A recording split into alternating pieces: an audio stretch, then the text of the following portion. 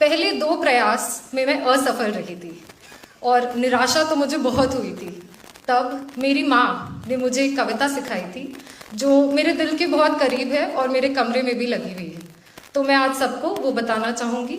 वो श्री हरिवंश राय बच्चन की कविता है। जब नाव जल में छोड़ दी, तूफान में ही मोड़ दी, दे दी चुनौती सिंध को, तब धार क्या मझधार क्या, कह मृत्यु को वरदान ही, मर ना लिया जब ठान ही, जब आ गए रणभूमि में, फिर जीत क्या फिर हार क्या। जब छोड़ दी सुख कामना, आरंभ कर दी साधना, संघर्ष पथ पर बढ़ चले, फिर फूल क्या अंगार क्या, संसार का पी पी गरल, जब कर लिया मन को सरल, भगवान शंकर हो गए, फिर राख क्या श्रृंगार क्या। We all have a lot of personal problems, सबकी फैमिली में होते हैं, सबके पर्सनल सर्कल में होते हैं, बट डिस्पाइट ऑल दैट अगर आप 7 से 8 घंटे रोज पढ़ रहे हैं तो रिवॉर्ड्स आपको मिलेंगे। प्रीलिम्स फेल करने के बाद मैंने ये डिसाइड किया कि अगर एक और अटेम्प्ट देना है तो 2 फैक्टर्स पे चूज करना है। पहला, do you still have the stamina to go on for another year, एक पूरा साल बैठ के तैयारी करके, अगर वो स्टैमिना है तभी वो करें। एंड सेकेंड, क्या मैं सेम पैशन के साथ एक और अटेम्प्ट दे सकती हूँ या नहीं। हर अटेम्प्ट के बाद हमारा पैशन थोड़ा कम हो सकता है। जब दोनों सवालों का आंसर यस था, फिर रुकने का कोई सवाल ही नहीं था।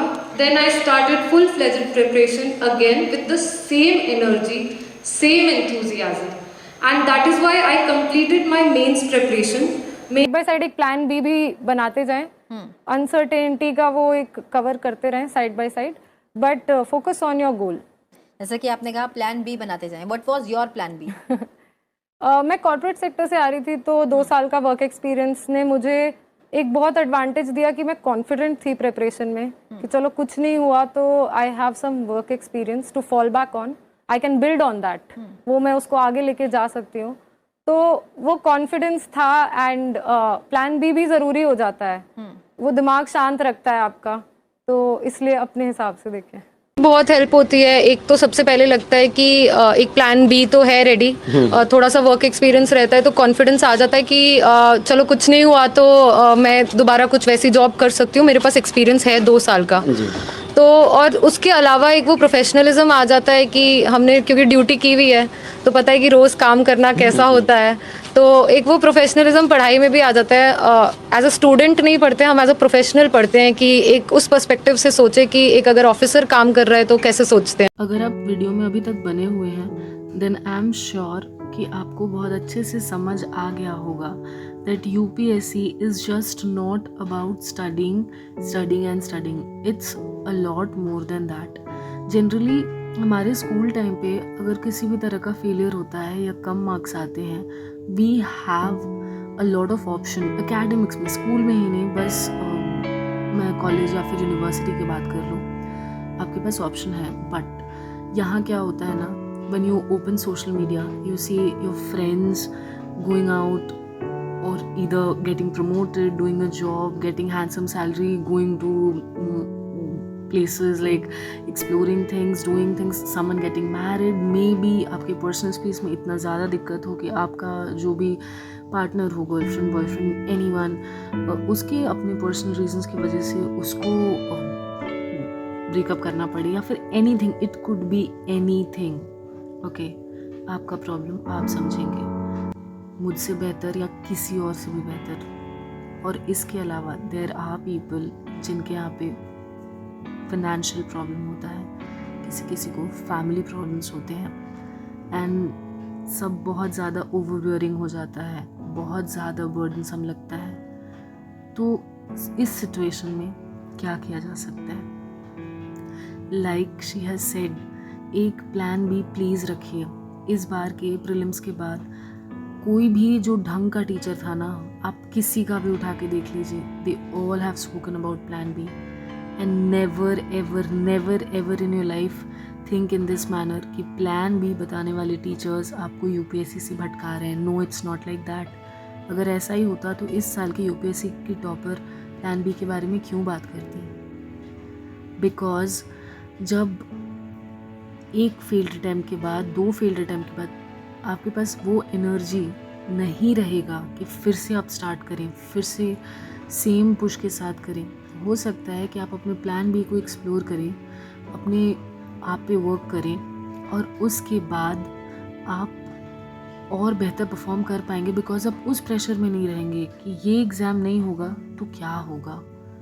And look, this exam of course is very tempting and gives you a lot of opportunities to do a lot of things that you want to do in life, but ये एक harsh reality है कि exam बहुत ज़्यादा competitive है।